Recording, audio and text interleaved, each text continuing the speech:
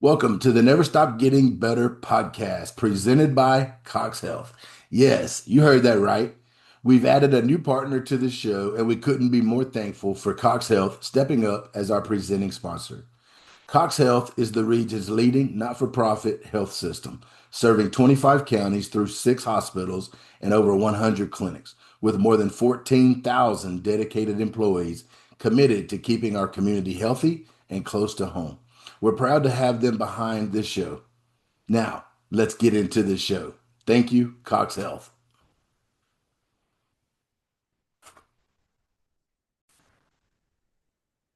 All right, welcome back to the show today, where our guest is quickly becoming one of my favorite humans on earth. Our guest today is Coach Casey Woods. He is the 23rd head football coach at Missouri State University, taking over the Bears program after 4 seasons as the offensive coordinator and chief of staff at SMU. Woods arrives in Springfield after helping lead one of the most explosive offenses in college football. During his time at SMU, the Mustangs won back-to-back 11-win seasons, captured an American Conference championship, and earned their first college football playoff appearance, averaging over 36 points per game. Over two decades in college football, Woods has been a part of 5 conference championships across 4 different conferences and coached in 2 national championship games, including the 2010 BCS national championship season at Auburn. His coaching journey includes stops at SMU, Missouri, UAB, Auburn, Arkansas State, and Tennessee, working alongside some of the top minds in the sport. A former wide receiver and team captain at the University of Tennessee, Woods was a 4-time academic All SEC selection and played in 41 games for the Volunteers. Now, as the head coach at Missouri State, Woods brings an exciting offensive vision, a deep recruiting background, and a passion for developing young men on and off the field. He and his wife Lauren are the proud parents of 5 children: Waverly, Sawyer, Adeline, Amelia, and Savannah. Y'all been busy. Congrats, man. And congrats and welcome to the show. Oh man, super glad to be here. Thanks for having me. And I got to get you to read that out before I start staff meetings. So these guys are, you know. For sure. Well, it's a heck of a bio. Let's start with this because I've often said that I believe, like I grew up, my dad was a part-time preacher and a nurse, right? Well, I've often said that I believe that people who grew up with a father who was in the coaching business, it's almost like they're born on second base. Okay. So let's start with, your dad, Coach Sparky Woods, who I've met years and years ago in Mississippi, coached for decades in college football.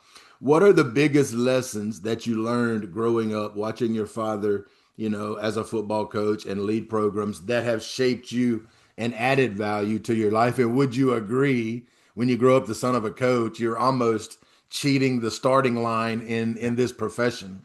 Well, I think that probably first and foremost, my dad is, he's my hero. So it's everything I've ever learned about life and coaching and anything would be certainly something that he's poured into me on that standpoint. So sometimes it's hard to differentiate between, man, what in coaching did I learn from him compared to what did I just learn about being a dad or a father or a husband or a man or a citizen or whatever, So certainly those things can bleed over into football from there. So as far as me, I think that my passion for the game certainly was harvested at a younger age because I did have some really cool experiences growing up. By the time I was 16 years old, at the time, there were 12 schools in the SEC, and by the time I was 16, I'd stood on all 12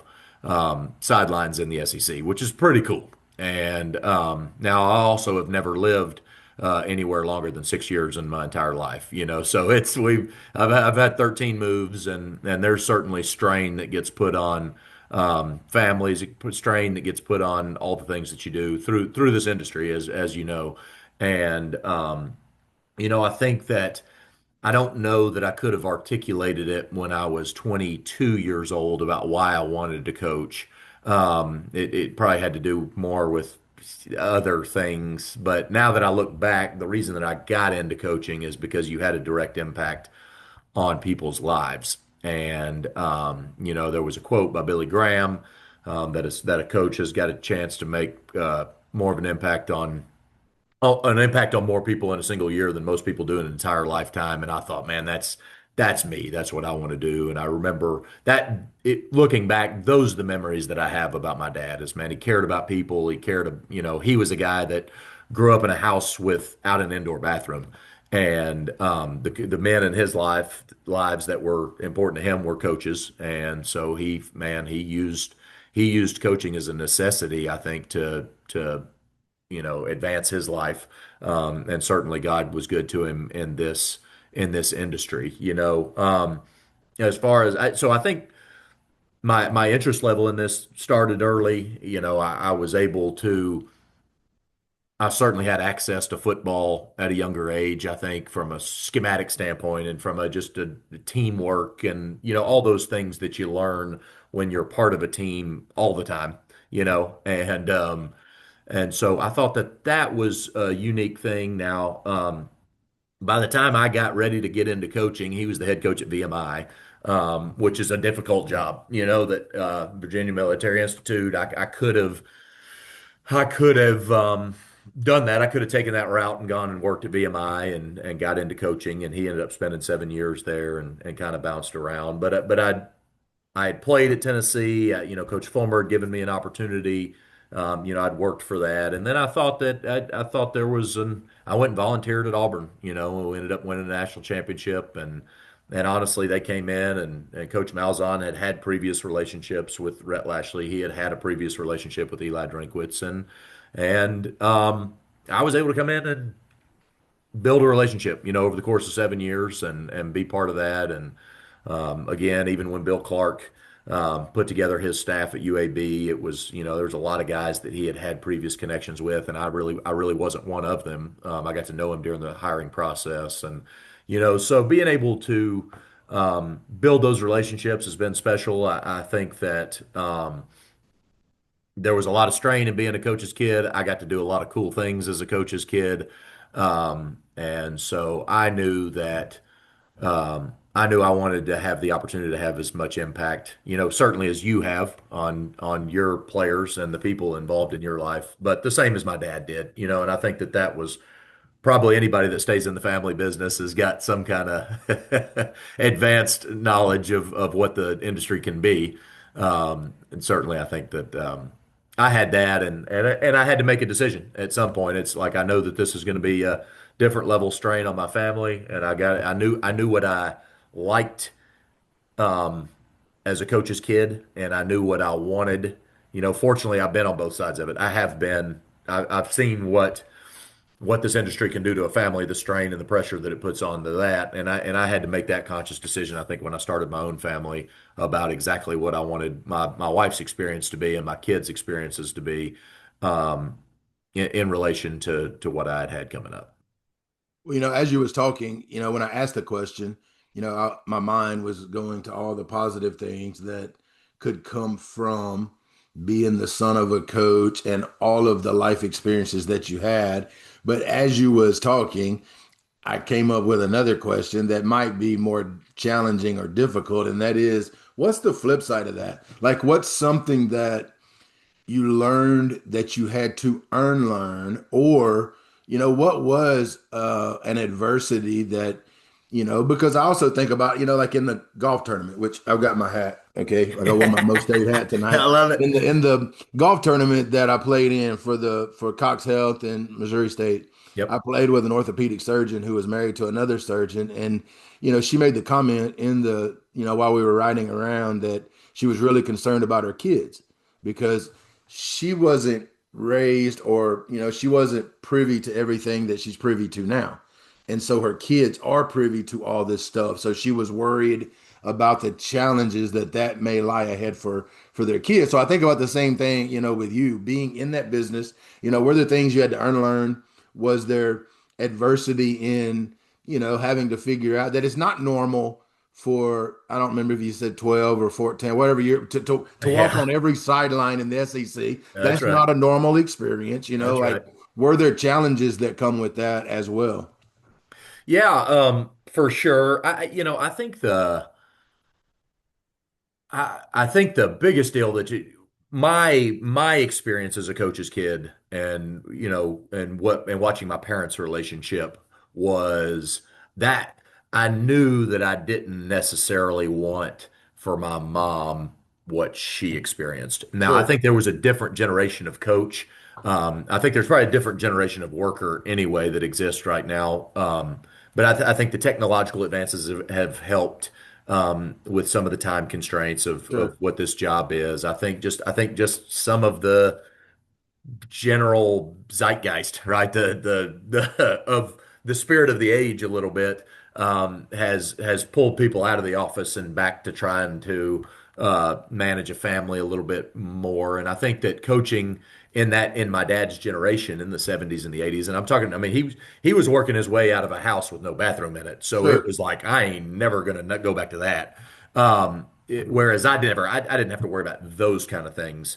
But I think that it put a different level of strain when you are picking up and you're moving, and there was a ton of responsibility fell to my mom at vulnerable times in our lives. I went to four different middle schools.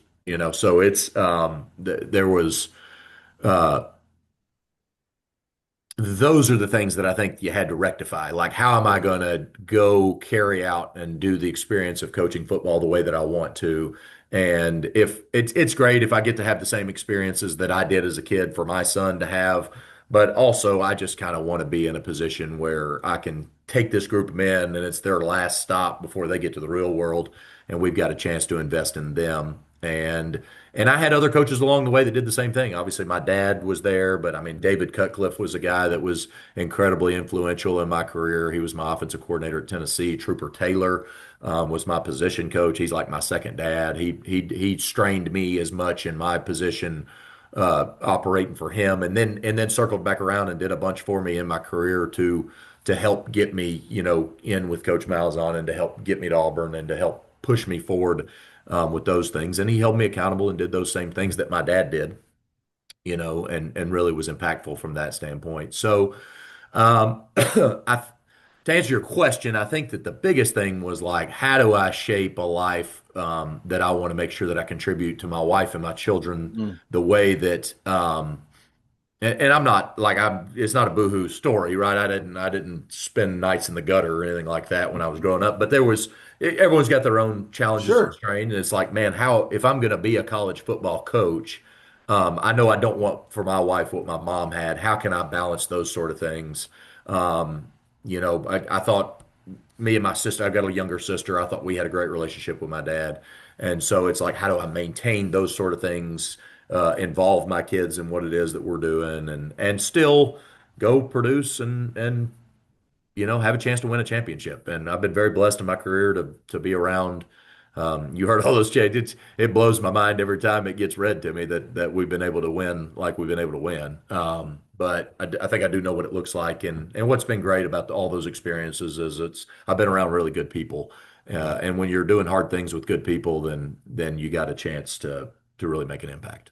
For sure. We were talking before I hit record about Will Hall, who I've been, friends with since he was a junior college quarterback at Northwest Community College. And, going back 25 years, we've spent a lot of time talking about because he's been at all these different places. Everybody does it different.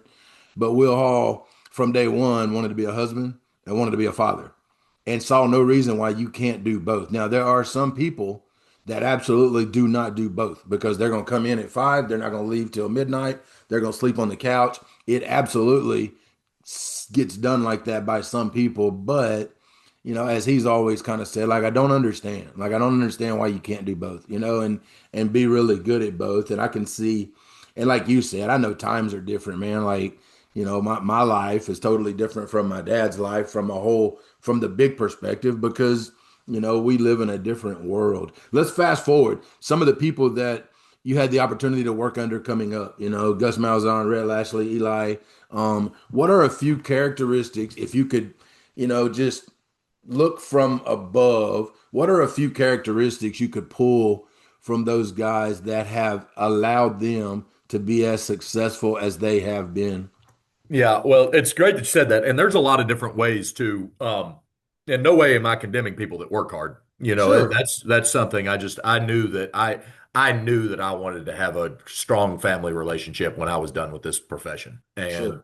um, so that was my investment. And I think that there's a lot of people in this generation that are kind of trying to navigate through that, just because everything operates differently than it did Sure. right a generation before. And so, in no way am I doing that. Now, I have been very blessed in my career. So every single head coach that I've worked for has won a championship at some Mm, level, and I've been incredibly blessed from that standpoint. And I thought in the early days, Coach Fulmer that was the very first job I'd played for him. Came in as a GA in 2008, and his steadiness and his calm, no problem was ever too big of a problem, and uh, no celebration was ever too big a celebration. He was just and he was in year 17, so he had gotten a ton of reps of that. But the way to frame everything where it could be operational, right? It's this we can react to every single thing that's happening, and we don't have to overreact, and we don't have to do this. So I really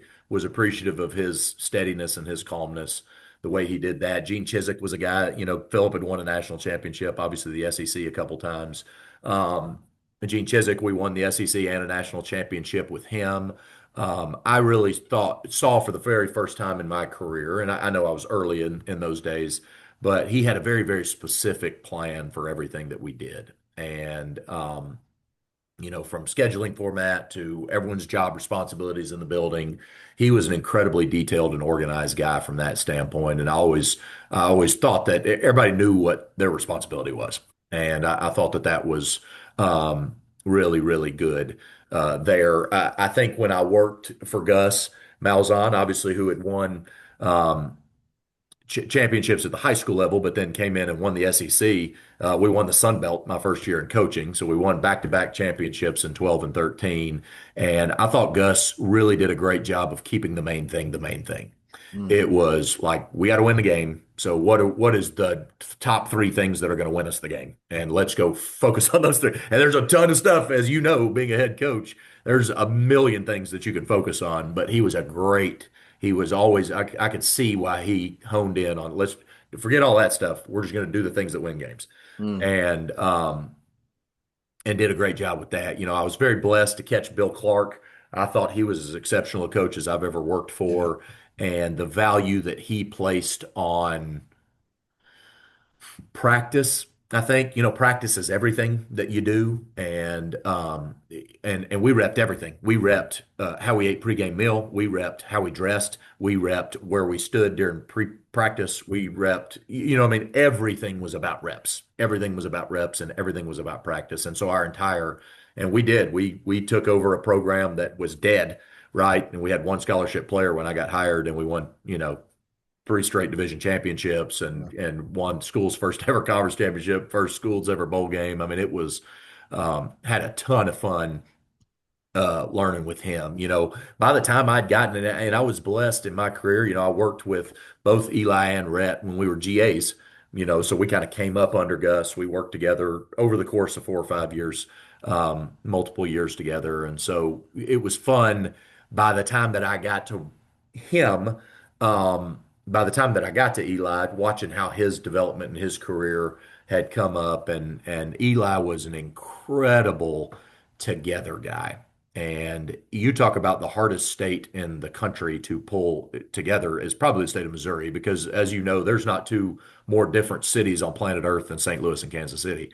Right. And he's doing that, plus he's pulling rural Missouri together. And when we got there in 2019, not just because of the University of Missouri, but just as it was just it was a mess from that standpoint, right? And Sure. so he really did a great job of pulling all facets of that program together to do it better than it's been done in a very, very long time there. And I really, really admired how he did that. And then Rhett was, you know, Rhett really did a seamless, we similar to UAB, similar to Missouri, similar, SMU, we called a 7-win American team and won 39 games and two conference championships and a playoff appearance, so we had radical success in those 4 years. And I thought that he did a great job in an environment like Dallas, Texas, specifically the Park Cities, where that kind of attention and that kind of uh, affluence, but there's a lot of things that could change you as a coach. And I didn't think that, I thought Rhett did an immaculate job of going in, just being a guy and being who he was and being steady and making sure that he led. Um, he's a believer and was just able to, he was able to really do a great job of not letting, I've been part of places and I've seen places where the advancement in your career can change who you are, and I never get even a remote hint of that. And in Wow. an incredibly difficult place to do that, Yeah. because Dallas is so driven. Yeah, that community is driven by that kind of that level of success. And I love my time in Dallas. That's not a knock on Dallas. It's just a difficult place to maintain the humility that he was able to do. And so, I think that's probably the top thing that I've learned from every single one of them. And as I get in here and I lead and I'm around and we do some operational stuff, there's about once a day, I'm like, oh, well, that's Rhett and that's Eli and that's Coach Malzahn and that's Coach, it's funny to be able to pull out see those things in yourself as you operate. And you obviously you know this, but you got to make everything to your personality. You tailor it to that. However, you can pull things from all the best guys that you've learned from. No doubt about it. And having the ability to be around great people, right, just adds value to the experiences that you can give off to other people. Okay, now Absolutely. Missouri State, how do you, I'm just curious, how do you first get the call from Missouri State? How does that, does that come to you? Does it come to an agent? Where are you at in the season with SMU? And then what was, the thought process that maybe this is the right job. Maybe this is the one that I want to take and run with. That's a great question. And I tell you what, it all started. So in a scheduling quirk, SMU played at Missouri State last year. So we came up here in Yeah. September, and like I said, I mean, I played at Tennessee. I've been at Auburn. I've been at Missouri. I'm a crowd snob, anyway. And we pulled up on those buses down on Grand Avenue and got off, and it was awesome. The South parking lot was rocking. The student body was going. The band was. It was a great environment. My wife was there with me, and we kind of, and they kind of ran us to halftime, and then we were able to pull away in the second half. Um, but she and I pulled off that bus, and I was like, man, that was a fun place to play college football. Mm, Um, so to start with, I knew nothing about Missouri State, nothing. I did have that one experience that kind of like, oh, okay, well, that's interesting. That we had kind of had a talk, and so I'd been through some head coaching stuff going into the playoffs last year. It didn't work out because of the timing of the playoffs and everything, after the 24 season, and then the 25 season came up, and I don't.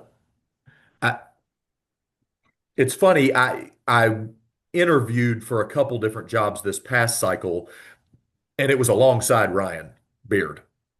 So this job hadn't even come open yet. And I remember I interviewed for Coastal, and that was, there was some things at UAB, there was some Southern Miss, there was three or four that we were just kind of in the process of talking, and um, this was late in the season. I think it was right after our last regular season game. And we lost to Cal. We're kind of, if we'd have beat Cal, we'd have played in the ACC championship game, lost on the last play of the game, and and then our season was over, which opened up the opportunity to have conversations with some of these jobs. So during the course of that, I guess Ryan decided to go to Coastal, and Patrick Ransdell's our athletics director, reached out to my agent. My agent called me and said, "Hey, would you be interested in talking to this job?" And I was like, "Yeah." I said, I had it was a great game day, and let me do some research on it. And so I thought there was a very, very unique recruiting footprint that existed here. I like the conference that we're in. I think it's a very competitive conference, that we can have success in. I liked that they'd had recent success. I thought Ryan had done a really, really nice job here, followed by Bobby. I mean, I think there's a foundation here because of those two guys for sure.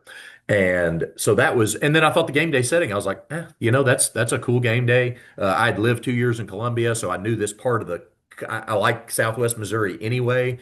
Um, and then kind of as we got into the conversations about it, I could, what we had at SMU is we had alignment. And there's unbelievable alignment here, right? Our president is incredible. He does a great job. Patrick Ransdale's done a fabulous job of building relationships and preparing this. And so there's alignment, right? There's recent success. And the recent success that they've had here, is not championship level success, but it's success, you know. So there's still a window for growth on the success side. Recruiting is something that I thought once I sat down and really looked at, I'm a map geek. So once I figured out you're 3 hours from St. Louis, two from Kansas City, 2.5 from Tulsa, 3:15 from Little Rock, and there's not one other school our size. I'm like, that's really good football players. And that's football's important to people here. You showed me that as much as anybody when I came in here. I was like, John Perry's here, and they built an indoor facility like that. People must care about football here. And so there were some interesting things that kind of all went into that. And then again, people were one of two camps. Man, the facilities the facilities aren't good. And they've never invested money in there before, but I don't really know much about the job. And that's kind of what I saw, right? And then there was these people that like man, I worked at Missouri State. I'm just telling you, if they ever invested any money at all, that place got a chance to grow rapidly, and there's a huge ceiling there. And so but every single person that I talked to, and this goes back to a little bit of the conversation we had earlier, every single person that talked to said, you'll love Springfield. Springfield's great. It's a great place to raise a family. It's a great place to be outdoors.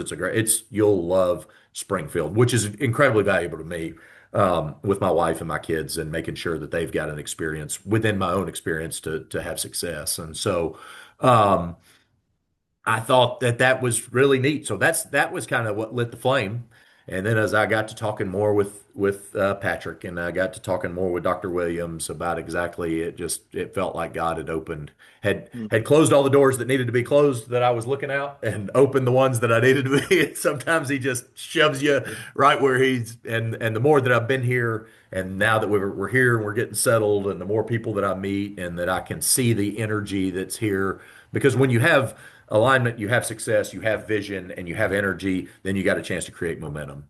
And Mm. I think we got real momentum here. And I think that we've got a really, really, really high ceiling.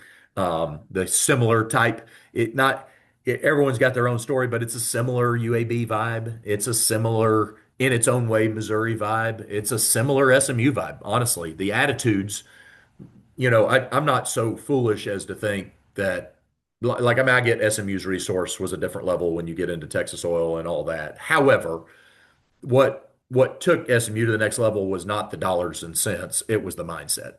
Mm. And then they added the dollars, which is good, but it was the mindset. And the mindset's developing here. And so there's real resource in this town, as you know.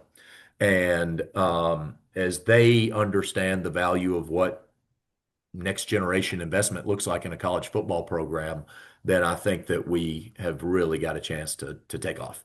And so that's how I ended up here, man. Well, I tell you what, I think you and your staff both have gotten off to a phenomenal start as far as, and like you said, I think the mindset precedes the money. I think the mindset and the belief factor, when people ask me, I coached under two Hall of Fame high school football coaches, Bobby Hall and Marcus Bowles, both Hall of Fame guys, and people ask me, what's the separating factor for those two guys? It's simple. The belief factor. Like they believed more than everybody else, and then belief transfers to other people, and then you get all the things that you need, and then you start getting, the money. I think you have to believe, and I think that belief for what y'all have done already has started transferring to the people in Southwest Missouri. And I think, like you said, I think the sky's the limit. Like I think it could be absolutely phenomenal, and y'all are off to a tremendous start, and lots of that's credit to you. And I'll say this, and I like Ryan Beard. Like I have no issue. What they did was phenomenal, but I had one issue, that I don't know. Like I had coached 2 years of junior college football in a portion of Mississippi where it was the worst junior college in the state. We went in there, and the 5 years previous to us getting there, they had won 5 games in 5 years. Okay. It's the Northeast corner. There's no 6A programs. There was no 5A programs. There was no 4A programs. There was one 3A program. But what we did do and we won the North Division in year two, which was probably the a modern miracle. But what we did do was we walked the halls of every school district in that school district. I mean, we just did. Like that's what you do. Like you go show your face because what if they have a player one day? What if one comes out of Walnut or whatever the school is, Oh right? yeah. So I kind of wondered about they didn't really do that a whole lot around here. And you all have knocked that out of the park. Like you've been visible, and I know you're keeping count. You've been in every school, every county, which I think Yeah. is it matters. Okay. Like I think that matters. So hats off to that. I want to fast forward now to you take the job. And I heard you talk about this briefly. And I know, we're bouncing up on your time. You No, probably you're got good. some more visits to make, but I am curious because I heard you talk about this and you take the job, you're in a hotel, you're just kind of wigged out, right? Like I'm the new head football coach at Missouri State, and you got all this stuff, right? There's 1,000 things to do. But I heard you say this at a deal that we were at earlier that when you sat down and you thought about, okay, what do I need to do right now? You know what I'm saying? Like the Gus Malzahn, what's important right now? What's the Yeah. three, four, five, six things that I have to do, to get this thing kicked off right and not stress out about all the other stuff in the world? Give me a few of those that you just were like, hey, this is what I'm gonna do. This is what I'm gonna worry about. And I'm not gonna worry about all this other stuff. Yeah. No, no, that's a great question. That was one of the best blessings that I had, and I'm gonna circle back around to your question for sure. Is I did get to hire my dad, which is awesome, Mm, right? And I've hired a fabulous staff, and some of them are young, so it's great having Coach Woods in here to really coach those guys and develop them as players. But he's been great for me too because he allowed me to. Um, decide what was important, like you're talking about right now. Like, we got all this stuff here. What's most important? And so when I took the job, I thought the very first thing I got to have is a team. And I knew the portal was looming. By the grace of God, Missouri State's playing a bowl game in Frisco, Texas, right outside of Dallas.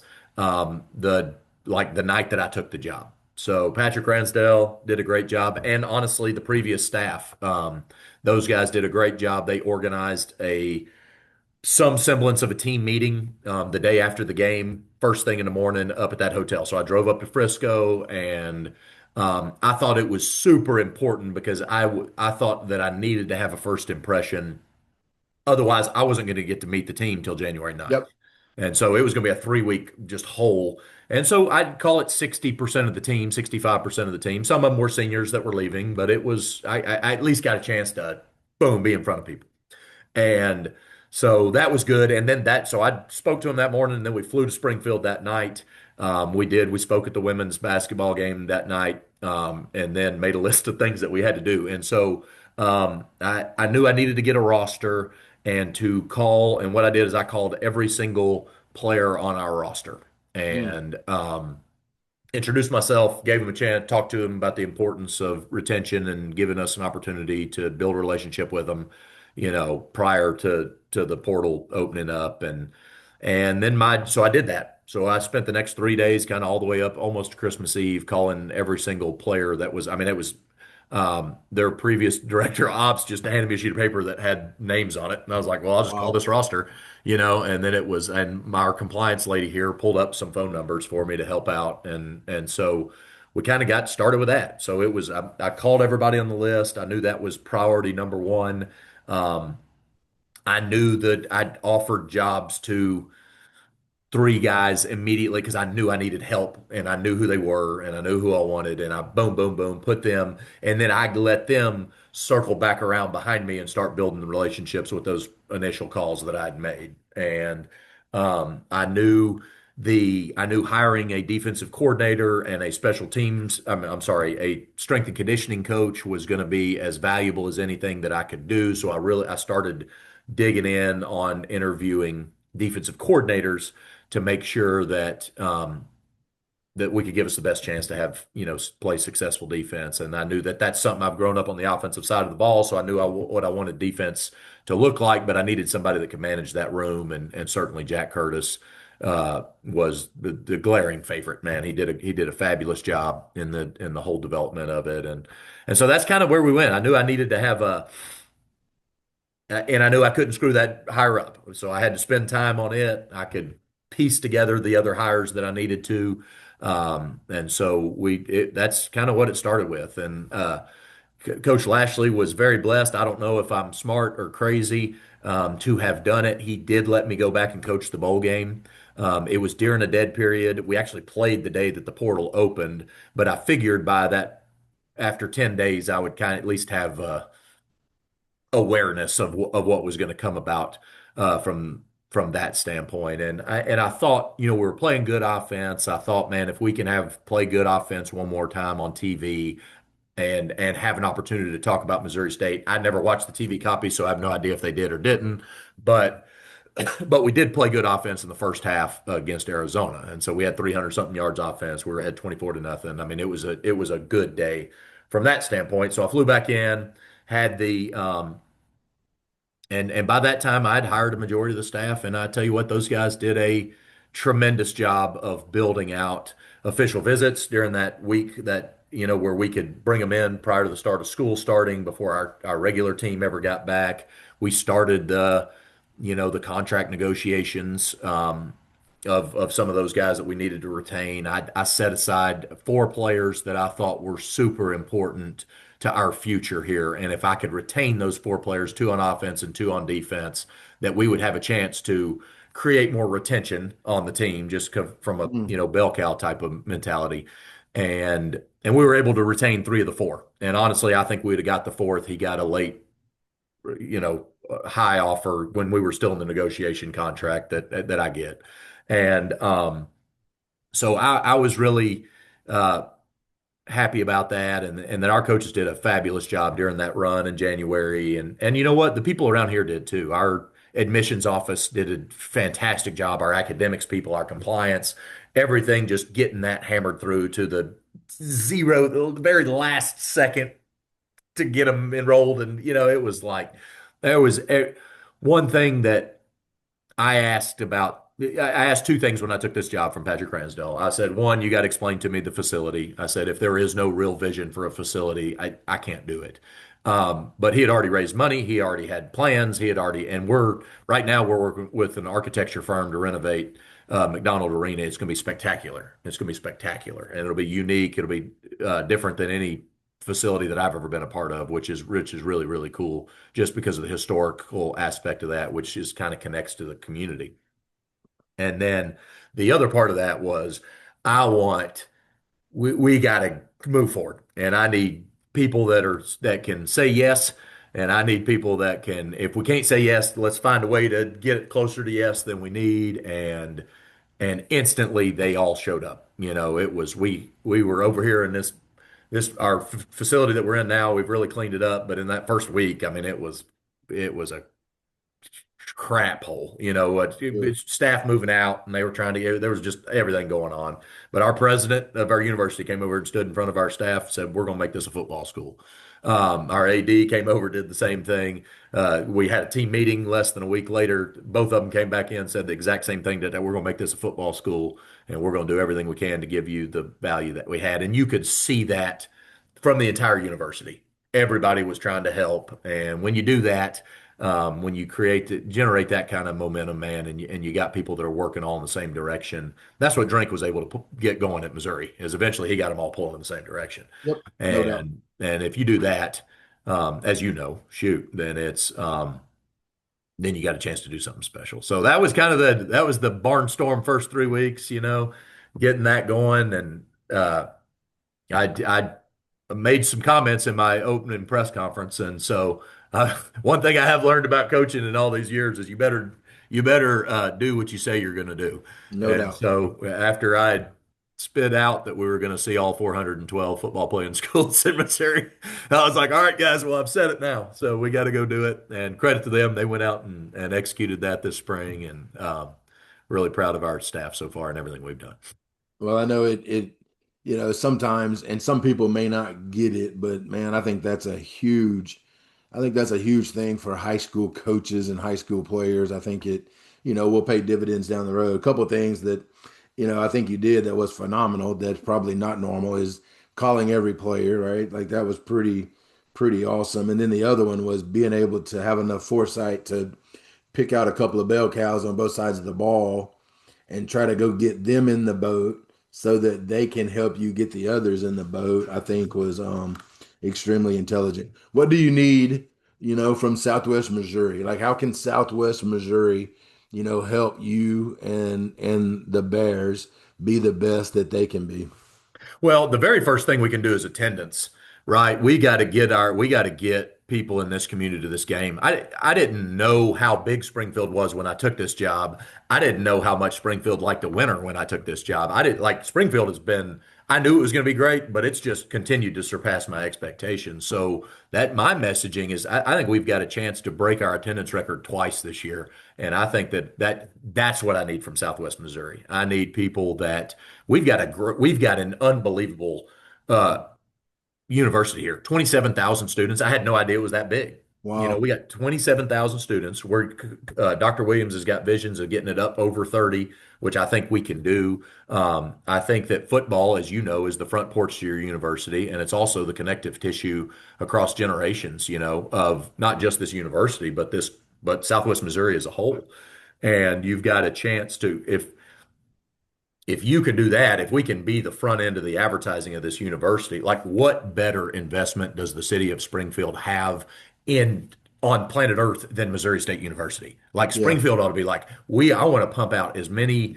Coach Woods, I don't want you just to go get the best football player in Thayer or the best football player in Nottoway County. I want you to go get the best tuba player, and I want you to get the best chemistry major. And I Yeah. would like we need to attract excellence here. And if we do that, because I've grown up in college towns my entire life, and there's some places you go to school and then you leave. And Springfield is a town where you can make a life. Yeah. And this is a very unique community from that standpoint because there's a lot of people well, I came down here and yeah, I mean, I've lived here 22 years now. No, I'm not from here, but I've lived here 31 years now. No, I'm not from here, but I've lived, I mean, how many people I've heard that aren't from here that live here? No um, doubt. is um, is really I thought was eye-opening to me because this is an awesome town. And Yeah. what better can this town do than invest in Missouri State University? And if what I'm telling you is the front porch of Missouri State University is our football program, let's go do that. Let's make that a community event so we can raise the excellence of this entire university so we can start attracting the best of the best. And so now if I'm in rural Missouri, if I'm over in Joplin, then I don't go to Oklahoma State. I go to Missouri State because it's a great college. It's a great college. It's a great Yeah. football game day, and it's a great college environment. And I can get a world-class education, and I'm going to live in a town that I'm going to live in one day anyway. And so that's what I think number one we can do. And then number two, it's like, man, how can we we're in a unique environment from the standpoint of the financial responsibility that the university is going to have to take on in order to continue to grow Sure. athletics. And really, that's not new. That's an old. I mean, it's Nixa had to build you an indoor facility for this thing to, you know what I mean? It's like we just got it, but we got to be forward thinking from that standpoint. Sure. And I think this is a forward thinking town. Everybody that I've run into here, they're big dreamers and they want this and what some of the people in this town have been able to do to this town and to watch it grow and develop. And it's um, I that there's going to have to be opportunities, whatever you're passionate about, and it's my responsibility to find that out. But if you're responsive, hey, some people are really passionate about a left tackle. I want to go get the left tackle. Some people are really passionate about, okay, what does life after ball look like? When these guys are done playing football, how are they going to be contributing citizens to Springfield? Okay, let me build you a program that is entirely designed for life after football. And let's take these athletes that are already training in all the things that you want, right? Teamwork, adversity, all those things that they know what to do, man. Those are the type of people that you want in your workforce. So, like, let's train them and then let's introduce them to our workforce while they're still athletes, right? Let's not wait till it's done. Let's introduce them to our workforce. And then hopefully you got a chance to level out and build a community out of Missouri State, which is what you're doing. And some people are doing that. I went at the basketball game back in the spring. Daryl Wilson, who owns Wilson Logistics, was down there getting. We were honoring him for a gift that he had given, and he had nine interns that were all Missouri State students standing out there with him on the Wow. basketball court. I'm like, this is a guy that gets it. Now, what I need to do is I need to make half of those athletes so he feels like, man, but that's Yeah. a guy that sees vision in Missouri State and says these guys are getting Mm. education. They want to make a home in Springfield, and I can train them right now to be what I need them to be in the future. And so, whatever that path is of like it, I've said this from the very beginning, right? It takes us all. It takes us all to win. It takes us all to recruit. It takes us all to create an environment where people feel like, they're at home. Um, and it takes us all to make an impact, eventually. And so it's like, what is your personal responsibility in that excellence that we're trying to pursue? And it's whatever you're passionate about, good. How can I lean into it? If it's, Yeah. hey, I just want to go to the games, all right, invite your neighbor. Okay. If you give $100, give $1,000. If Mm. you give $100,000, give $1 million. If it's, hey, I just want to I'm a car dealer and let me give your starting quarterback a car, so we can do that sort of thing. It's everyone's got to think about, okay, what do I have to contribute to Missouri State right now? Because eventually Missouri State's going to contribute to my life. So what can I Yep. pour into it right now so I can get back from Missouri State exactly what I want? And I think that starts with the football program just because it's the most visible asset that you have, right? When you walk into um, the reason you're wearing a Mo State hat and I've got the Bear logo on my shirt is so that when we're at the airport, man, I can say go Bears, and it doesn't matter if I'm in Springfield or if I'm in No doubt. Dallas, So it's that's I on a short answer. That was a long answer, I know, but it's Well, I think it's a really, really, really fantastic answer because number one, you got to show up, right? Just in life, you got to show up. You got to show up in the stadium. And number two, you got to get involved. Like you got to go a step further than, just showing up. Get involved however you can get involved. And that's I right. thought you worded that really good. And I will vouch for this because me and my wife moved up here from Mississippi and our intentions were to stay 5 years, get vested in the retirement system and get out. Well, we're going to start year seven, and that's by Yeah. choice because like we do really Yeah. like living here. Like it is a phenomenal place to live. That is a fact that we have lived ourselves. All right, this is going to be towards the end, but I do want to ask X and O's fall camp starts. What are the things that you have to get right to be as successful as you guys want to be? Like, what are the aspects of your program? You've already come through spring. You know what maybe the shortcomings are. You know what you've recruited to. Like, what are the X and O's in fall camp that will be most important for you all moving forward and being as successful as you and everybody wants to be? Yeah. Well, the very first thing is we've got to have a quarterback that separates himself. We've got two guys that are seniors that I would not fear putting either one of them in a game, which is a good thing. That's a good problem to have. Now we got a guy that needs to take control of that offense and carry us on. And we got two great candidates in that. And then we got some good, young guys that are developing. Sure. But one of those guys has got to take the offense and run with it. I know this is coachy, but we've got to be able to run the football and we've got to be able to stop the run, right? Mm, So you have to win the rushing battles in order to win games, particularly in this league. Now we run the ball differently than other people do. It's Bobby Petrino did it with 12 personnel and moving guys around and doing this, and he effectively ran the ball. Now we're going to spread out and we're going to hit the A gap, but we're still going to run the ball. And we are going to be a downhill physical football team, even though we're coming from spread formations and or we're playing at tempo, right? But you got to win the rushing battle. You have to win the explosives battle. And so it's like, what can we do schematically, defensively to make sure that we are limiting as many explosives as we possibly can? I think Jack does, does a great job of creating the opportunities that we need to force their quarterback to win the game, right? The quarterback's going to have to create long drives and gives them more opportunity to make a mistake offensively. And so we got to do that. And then we've got to make sure that we have a quarterback that is going to push the ball vertically for us from that standpoint. Three of our biggest goals coming out of spring practice. where we needed to be a tough football team, and we're tough. And I honestly tougher than maybe I even feared that we might be, which is good. We needed to be a physical football team. I've spent my entire career. I don't remember losing a game because I lost a great player. I do remember losing a game because we weren't physical enough. I Mm. remember getting my butts kicked.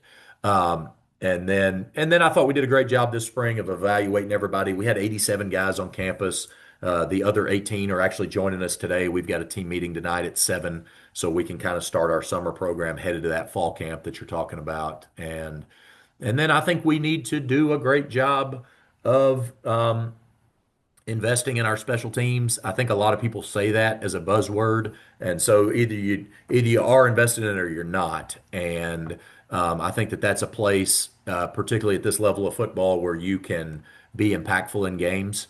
And that's some of that's through deception and scheme, and some of that's just through execution, right? And making sure that we hold ourselves to a high level of execution. Um, I am a Bill Clark disciple. You heard me talk about that as far as practice, reps, and everything. We've got some uniqueness to the rhythms and flows of our season because we transition mid-year to midweek games and then we transition back to Saturday games. So I want to make sure that during fall camp that the very first time that we've had one of those short weeks or that we've done that is not the time that we do it. So I'm going to make sure that we get a rep of a short week or we get a rep of I want to make sure that they understand the uniqueness of the Yeah. season prior to us being in the season. And so I've designed fall camp to kind of cover some of those unique things that we've got from a scheduling standpoint this year to make sure that, again, the very first time that we have a short week Tuesday, it's not the first time that we've ever had a first week Tuesday. Yeah. So if that makes sense. Fantastic. All right, let's end with this. A couple of rapid fire questions. Just spit out the All first right. thing that comes to your mind that is above the line. All right. Yeah. What's your favorite stadium environment that you've ever coached in? Who? That is a great one. I tell you, the when we won, it's the SEC championship game. The SEC championship game at the old Georgia Dome. Now I've not coached in it since been in the new dome, but the SEC championship game in the Georgia Dome was unlike any experience I've ever been a part of. I did it twice as a player, twice as a coach, and it's magical. Yeah, for sure. I've been to a couple of those games and it is a different experience. Best player that you've coached against? Oh gosh, all told, man, that's a great question. I really thought that the defensive front from um, Miami this past season was as good as defensive front as I remember in 20 years of coaching. They were Ruben Bain and some of those guys were really, really super exceptional. I tell you, there was a linebacker that I thought was a great college player that I can't remember what his name was. He played at Georgia. He got drafted by the Eagles and I think plays for them still, but he was a fantastic player that we played against and he's still playing. Yeah, that was Georgia had that one defense like Yep. 7 years ago that had like 11 first or second round draft picks and he was one of them. All right. What about is there a leadership book or a book that every coach should read? Yes, I've actually got three that I think are super important to the concept of leadership. And this is every single coach should read this. The one, right, is first one is Sermon on the Mount. Mm, Okay. And I mean the actual literal Sermon on the Mount, Matthew's chapter 5 through 7. I think that that sets the tone as your call to a leadership and how you interact with people. love And it. it's about a 20-minute read, and it kind of puts you where you need to be from that standpoint. The next two, right, The Way of the Shepherd by Kevin Lemack is a super easy read, but it talks about leadership and caring for a flock, and it's kind of it's a shepherd book, but it's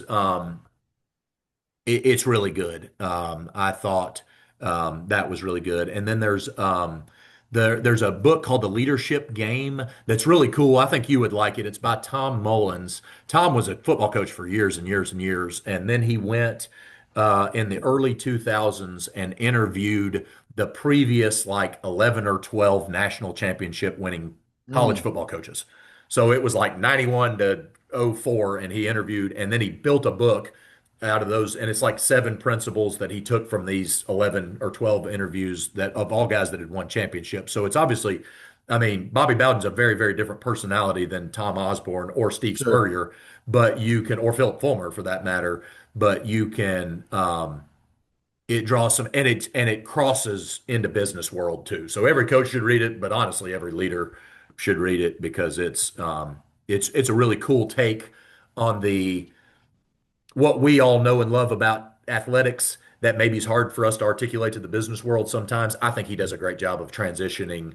Man, this is spirit's important. This is how it applies to your job, whether you coach football or not. So, I love it. I will. The first two I have read. I need to go back and reread the Sermon on the Mount. The Way of the Shepherd was very good, and yeah, I will order the leadership game when we get off of this. that's All it. right, this is our last one for today.